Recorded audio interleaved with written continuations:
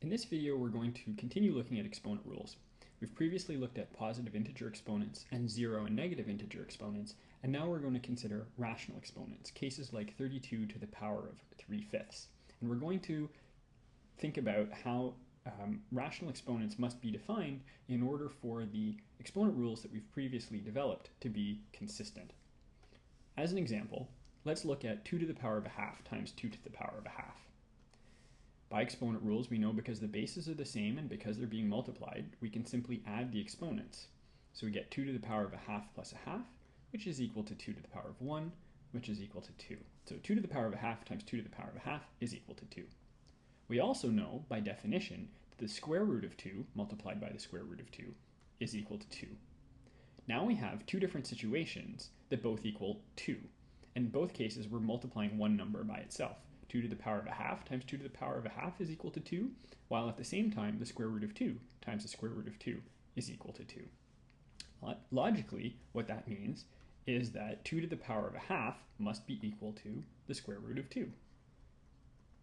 So 2 to the power of a half is equal to the square root of 2. Similarly, if we take 2 to the power of 1/3 multiplied by 2 to the power of a third by 2 to the power of a third, we get 2 to the power of a third plus a third plus a third by our exponent rules, which is equal to 2 to the power of 1, which is equal to 2.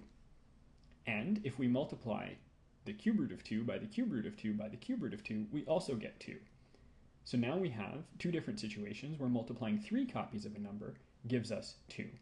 2 to the power of a third and the cube root of 2. Again, what that means logically is that 2 to the power of a third is equal to the cube root of 2.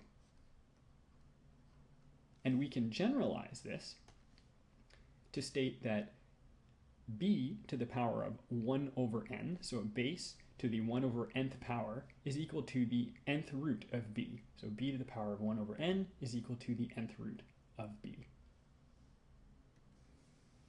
So to continue then, 32 to the power of a fifth is equal to the fifth root of 32, which is asking what number, when we multiply 5 copies of it together, gives us 32, and the answer is 2.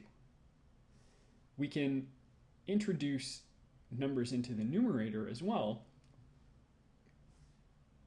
and we can think about this using the power rule of exponents.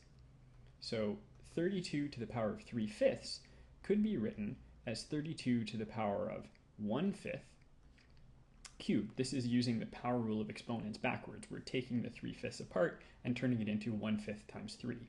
And we've just shown that 32 to the power of 1/5 is 2, so that this part inside the brackets becomes 2.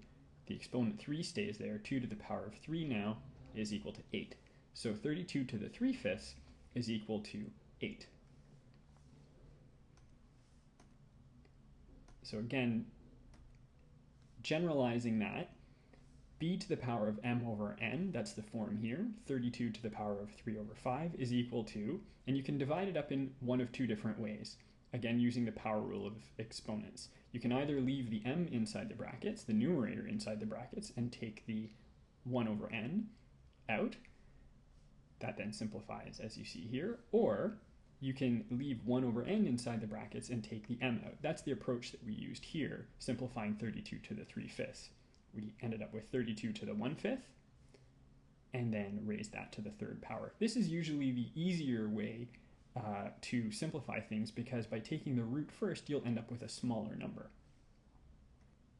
So that's the exponent rules for rational exponents.